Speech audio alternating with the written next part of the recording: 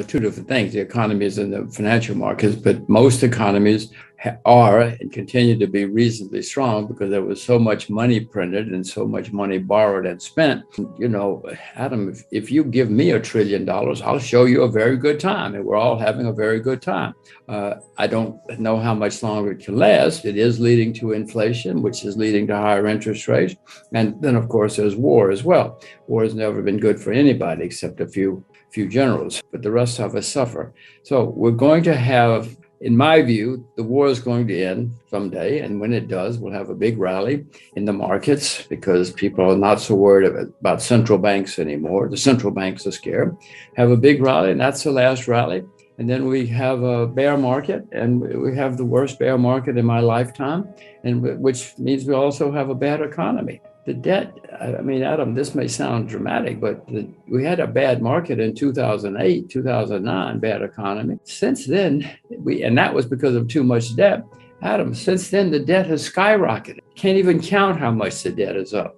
I mean, I cannot believe how high nickel was yesterday, and maybe even today, and some other things as well. These are unprecedented prices, and that's having an effect on all of us. I mean, Adam, I know you don't know what's happening to prices because your butler does your shopping, but the rest of us who do our own shopping, we know that prices are going through the roof.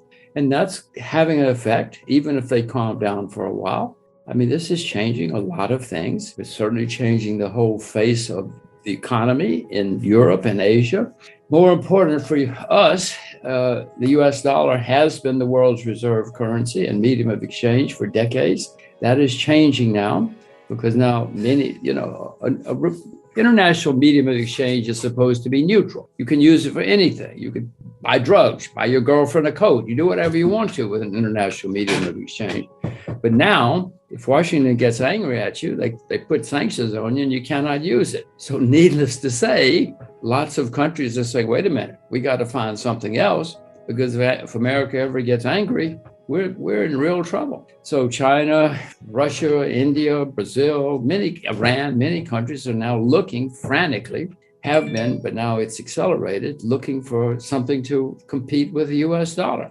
I don't like saying it, Adam, I'm an American, but I have to face facts. And what Washington is doing is ending the 100 years or so, or 80 years or so, that the US dollar has been the world's reserve currency. Not good for you, not good for me, certainly not good for our kids. If you were any country in the world, even if you're neutral and not affected, you're saying to yourself, wait a minute, suppose America ever gets angry at me for whatever reason, even if they're wrong, they're going to cut me off.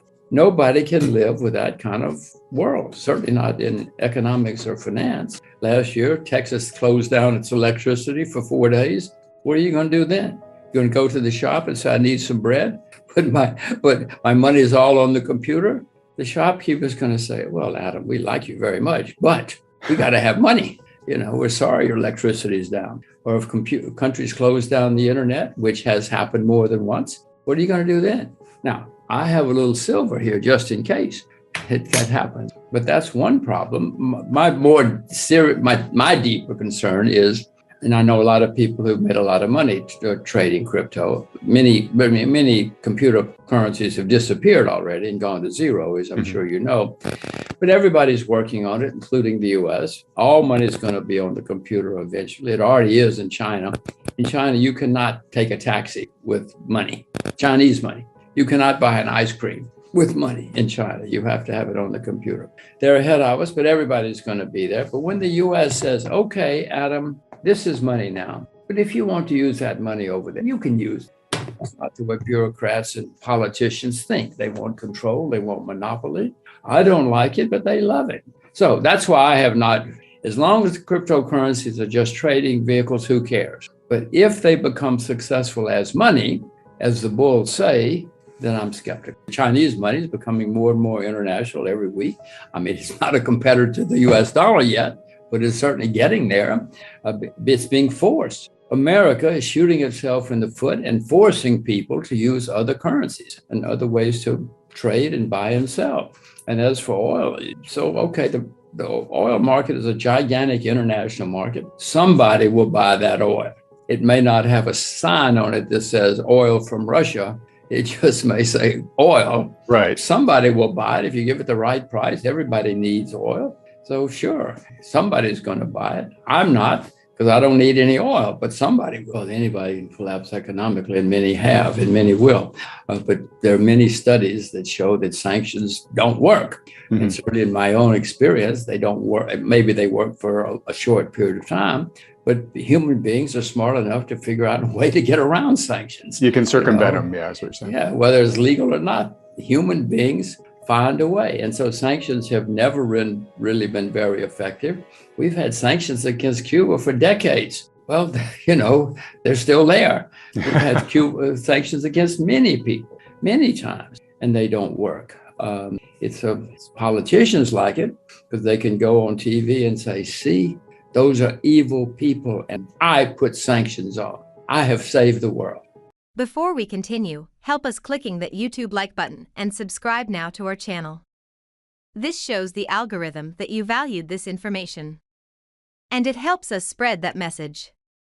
Sharing is caring. And now, let's continue. Do you want to know one thing about crypto? I made over 3,000% in profit in a few weeks. Fact is, the traditional financial system, the traditional money system makes you poor, not rich.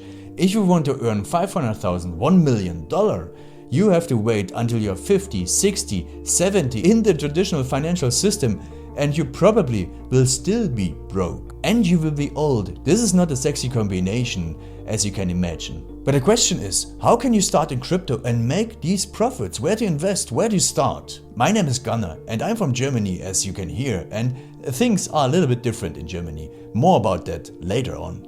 Fact is, there are lots of different cryptocurrencies. It's a gigantic universe where beginners and professionals get easily lost. But there is light at the end of the tunnel. There are 7 key steps you need to follow to become successful in this market. You have to know them, and if you fail one of them, it's literally impossible to succeed in this market. Just an example, one of the key points is your exchange, and one of the biggest are, for example, Binance and Coinbase.